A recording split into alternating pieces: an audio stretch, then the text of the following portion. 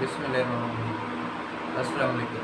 आज का जो टॉपिक है वो क्रिस्टलाइजेशन से मुतल्लक़ किया है, क्योंकि हमने क्रिस्टलाइजेशन को कंप्लीट एक्सप्लेन नहीं कर लिया। आज हम उसके कुछ स्टेप में से इस स्टेप को हमने स्टडी कर लिया था कि इज़ाफ़ा सॉल्वेंट के सॉल्वेंट कौन सा चूज़ करना चाहिए। नेक्स्ट जो है वो प्रिपेयर सोल्यूशन के सोल्यूशन को कैसे प्रिपेयर किया जा सकता है। आज जो हम इन 3 पॉइंट्स को स्टडी करेंगे। नेक्स्ट जो है वो नेक्स्ट लेक्चर्स के अंदर आप लोगों को पॉइंट्स मिल जाएंगे। अभी प्रिपेयर द सोल्यूशन, सोल्यूशन को प्रिपेयर करना। सोल्यूशन को प्रिपेयर करने से पहले मैं आप लोगों को ये बता दूं कि सोल्यूशन 3 टाइप्स का आपके पास मिलता है। सोल्यूशन 3 टाइप्स का आप लोगों को मिलेगा। एक वो सोल्यूशन होगा जिसमें मज़ीद सॉल्यूट अभी भी ऐड हो सकता होगा, उसे हम क्या कहेंगे, अनसैचुरेटेड सोल्यूशन कहेंगे। जैसे कि कोई भी सोल्यूशन है, ये सोल्यूशन है, इसमें 1 या 2 मॉलिक्यूल्स मैंने डाल दिए। डालने के बाद ये जो सोल्यूशन तैयार हो गया, अभी इसके अंदर मज़ीद सलाहियत है, ये और भी सॉल्यूट को डिज़ोल्व कर सकता है। जब और भी सॉल्यूट को डिज़ोल्व करने वाला सोल्यूशन तैयार हो जाए, मतलब ऐसा सोल्यूशन जो कि और भी सॉल्यूट को डिज़ोल्व कर सकता हो, ये कैपेबिलिटी है, मतलब इसमें आपके पास इसकी कैपेसिटी है। It have a capacity to dissolve more solute.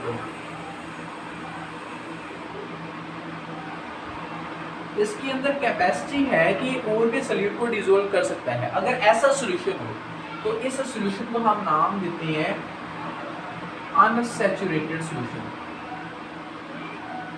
ये अनसैचुरेटेड सॉल्यूशन। अनसैचुरेटेड सॉल्यूशन के बाद हमने नेक्स्ट जो काम करना है, इसके बाद आ जाता है कि ऐसा सॉल्यूशन जो कि रूम टेम्परेचर पे जो है मज़ीद सॉल्यूट को डिज़ोल्व नहीं कर पाता, रूम टेम्परेचर के ऊपर मज़ीद सॉल्यूट को डिज़ोल्व नहीं कर पाता। जैसे कि यहाँ पे सॉल्यूशन, यहाँ पे मैंने इसके 10 मॉलिक्यूल्स कर दिए, ये मज़ीद सॉल्यूट को डिज़ोल्व नहीं कर सकता at room temperature. Room temperature के ऊपर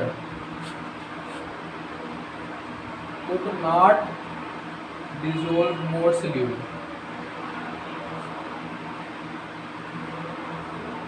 और भी सॉल्यूट को डिज़ोल्व ये नहीं कर पाता, तो इसको हम नाम देते हैं सैचुरेटेड सॉल्यूशन। ठीक है। नेक्स्ट इसकी थर्ड टाइप आ जाती है। थर्ड टाइप में हम ये करते हैं कि हमने सॉल्यूट को ऐड करना है, ऐड करने के बाद इसे क्या कर देना है, और भी ज़्यादा जो है हीटअप करना है। जैसे हीटअप करना है, हीटअप करने के बाद टेम्परेचर हाई हो जाएगा, मतलब रूम टेम्परेचर से हाई कर देना है, और इसमें से और भी ज़्यादा सॉल्यूट इसमें डिज़ोल्व हो जाएंगे। जैसे कि यहाँ पे बहुत ज़्यादा सॉल्यूट जो है वो डिज़ोल्व हो चुके हैं। अभी मज़ीद सॉल्यूट इसमें डिज़ोल्व नहीं हो रहा, क्योंकि इसके बॉइलिंग पॉइंट तक ले जाना है, इस सॉल्वेंट के बॉइलिंग पॉइंट तक ले जाना है, क्योंकि बॉइलिंग पॉइंट पे लेके तो नेक्स्ट फर्दर इसका टेम्परेचर हाई नहीं होता, क्योंकि जो लिक्विड का बॉइलिंग पॉइंट होता है वो वहीं तक जाता है, उससे अबव कभी भी नहीं गया। हमने इस लिक्विड को उसके बॉइलिंग पॉइंट तक ले जाना है और देखना है कि कितना सॉल्यूट इसमें डिज़ोल्व हो गया। मज़ीद डालते जाना है, ऐड करते जाना है, सॉल्यूट जो है वो सॉल्यूशन तैयार हो जाएगा आपके पास। अभी ऐसा सॉल्यूशन जब इसमें मज़ीद सॉल्यूट डिज़ोल्व ना हो, मतलब फैंदे में बैठना शुरू हो जाएगा, तो इसको हम कहते हैं super saturated solution at its boiling point, at solvents boiling point, solvents के बॉइलिंग पॉइंट के ऊपर the solute does not dissolve. अगर सॉल्वेंट के बॉइलिंग पॉइंट के ऊपर सॉल्यूट मज़ीद डिज़ोल्व नहीं आता, उस वक्त जो सॉल्यूशन प्रिपेयर्ड होगा उसे हम नाम देंगे सुपर सैचुरेटेड सॉल्यूशन।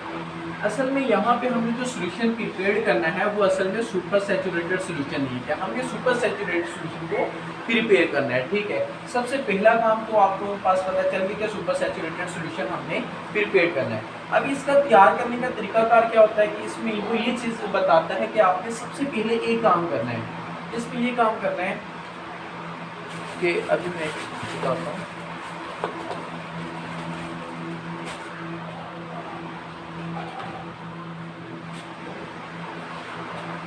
आपने सॉल्वेंट की समथिंग अमाउंट लेनी है, थोड़ी सी अमाउंट लेनी है, थोड़ी सी अमाउंट के अंदर आपने सॉल्यूट को ऐड करना है।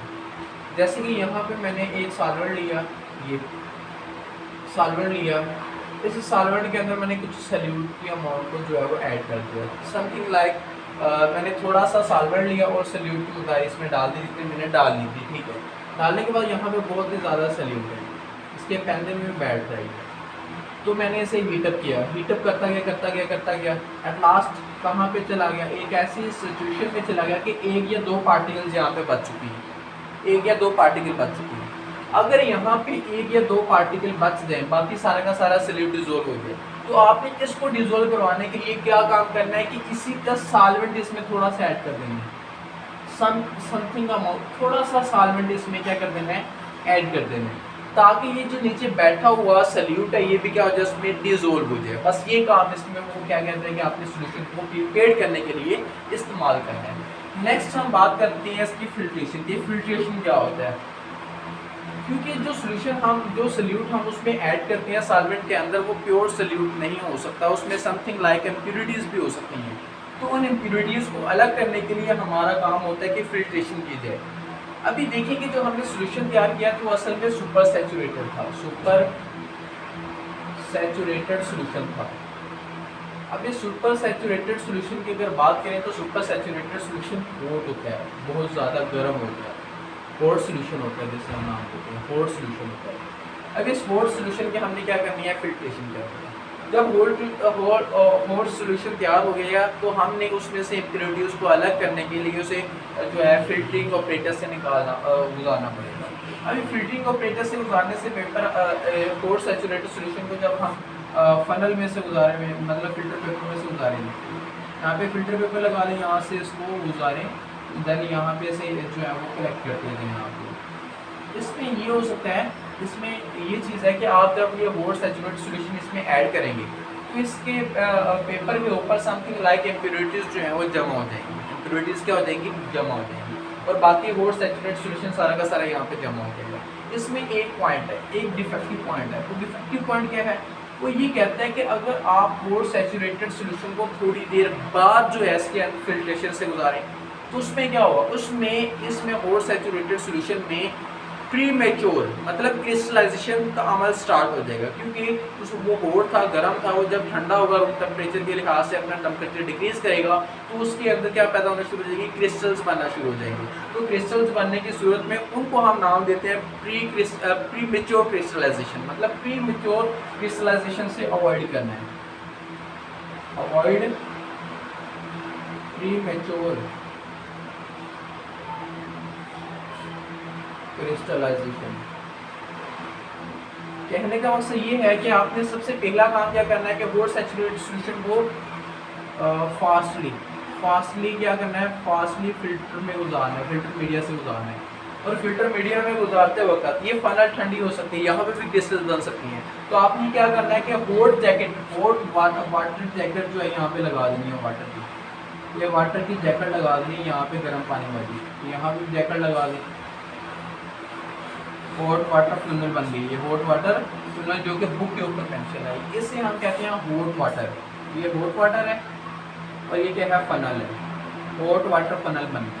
अब ये हॉट वाटर फनल में से जब गुजारेंगे तो आपके पास चांसेस है कि ज़्यादा से ज़्यादा जो है हम इम्प्योरिटीज़ को उसमें से अलग कर सकें और यहाँ पे आपके पास एक प्योर सोल्यूशन जो है वो प्रिपेयर हो सके।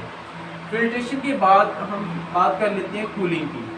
कूलिंग जो है वो 3 टाइप्स की होती है। कूलिंग की अगर बात करें तो कूलिंग 3 टाइप्स की है। एक हम कहते हैं कि चलें जी हमने वेगरियसली करना है, किसी हम फ्रीज़र वगैरह में रख देते हैं, जल्दी से वो कूल हो जाता है, या फिर सेकेंडली कूलिंग की देखते हैं। कूलिंग 3 टाइप्स की होती है। एक होती है स्लोली,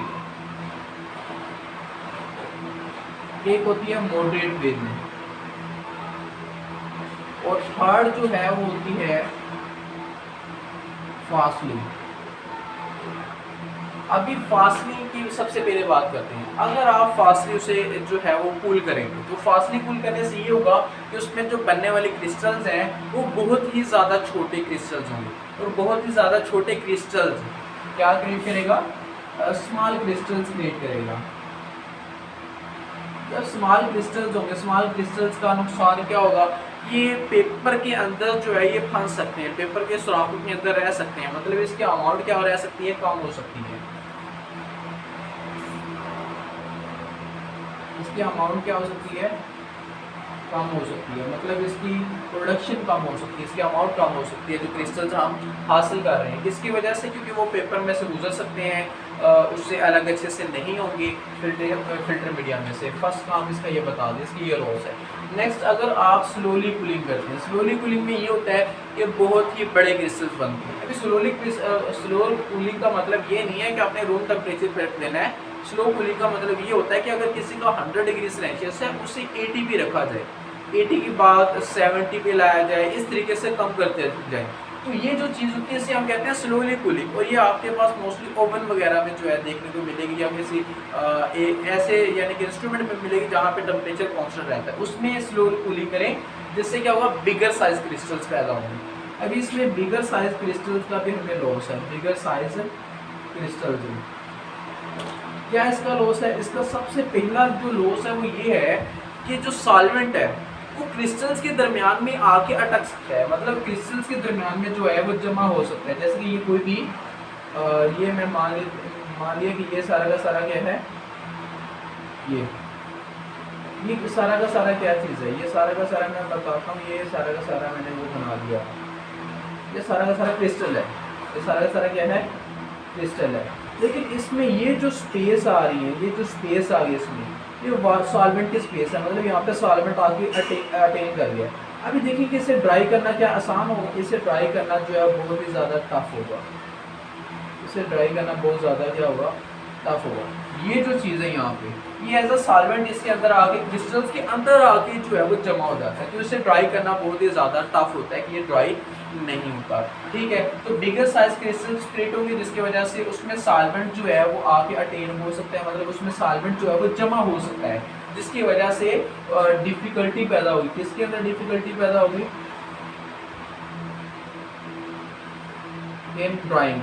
कुशक करते वक्त हमें जो है हम इसे कम्प्लीटली कुशक नहीं कर सकते, इसमें इम्प्योरिटीज़ आ सकती हैं। इसमें क्या आ सकती हैं, इम्प्योरिटीज़ आ सकती हैं।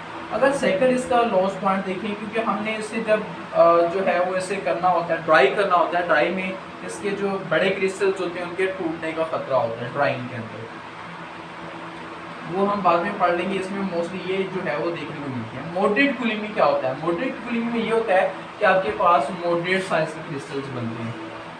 मॉडरेट साइज के क्रिस्टल, मॉडरेट साइज के जो क्रिस्टल्स होती हैं इनका हमें फ़ायदा है। क्या फ़ायदा है, इसमें ये फ़ायदा होता है कि ना तो वो पेपर में से पास होती हैं, पेपर के ऊपर भी अटकी रह सकती हैं। सेकेंडली जो इसका फ़ायदा होता है कि इसमें सॉल्वेंट जो है वो इन्वर्ट नहीं करता, मतलब सॉल्वेंट जो है इमर्ज नहीं करता, उसके अंदर जला नहीं जाता, उसके अंदर जमा नहीं होता। तो इसलिए हम कहते हैं कि हमें कूलिंग के जो प्रोसेस रखना चाहिए वो मॉडरेट रखना चाहिए, ना कि फास्ट, ना कि स्लो करनी चाहिए। नेक्स्ट मेरे ख्याल से आप लोगों को ये जो लेक्चर, ये जो पॉइंट्स हैं, ये नेक्स्ट लेक्चर्स के आप लोगों को करवा दिए जाएंगे। मेरे ख्याल से ये कम्प्लीटली आप लोगों को समझ आ गया होगा। ओके, खुदा हाफिज़। अगर कोई भी क्वेश्चंस हो तो आप कमेंट करके वो नीचे बता सकते हैं। उन क्वेश्चंस का आंसर जो है वो नेक्स्ट लेक्चर्स में भी दे दूंगा, और नेक्स्ट जो है उसका कमेंट में भी आप लोगों को आंसर देने की कोशिश करूँगा।